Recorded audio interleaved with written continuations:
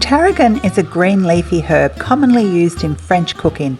It has a delicate taste with hints of licorice and it pairs beautifully with chicken. This French dish has a delicate flavour with subtle notes of aniseed. It's creamy and it's delicious. To get started, take 1.5 kilos of bone-in chicken pieces. You can use any chicken pieces, but I recommend bone-in and skin-on for extra flavour. Dredge all the chicken pieces thoroughly in flour and pat to remove any excess flour. Using a heavy base pan over a moderate heat, work in 2 batches. After the pan is heated up, add a splash of olive oil to the pan and place half of the chicken pieces in it, gently browning them on all sides. Once the second batch is brown, add all the chicken back to the pot. Then add 2 medium onions that are peeled and sliced. Reduce the heat to low, cover the pan and let it cook for 10 minutes.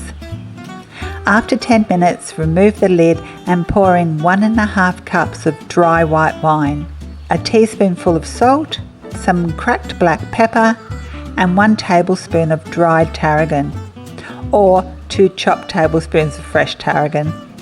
Give the contents a gentle stir and bring it back to a simmer. Replace the lid, lower the heat and let it gently simmer for about 30 minutes, turning the chicken halfway.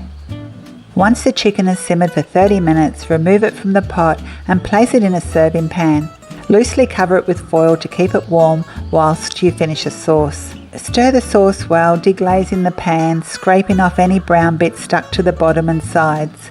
Then add 1/3 cup of cream and bring it back to a gentle simmer. Taste and adjust for seasoning, adding more salt and black pepper if needed.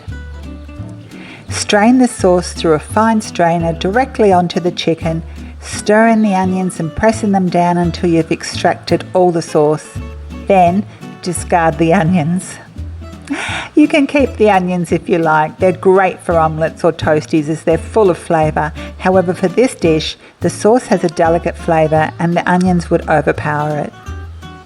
Sprinkle with some chopped fresh parsley for a splash of colour and a bit of freshness, and that's it. Done. Feel free to leave a comment if you have any questions or if you decide to give it a try. I'd be really interested to hear your thoughts. Thanks so much for watching and I hope to see you again soon.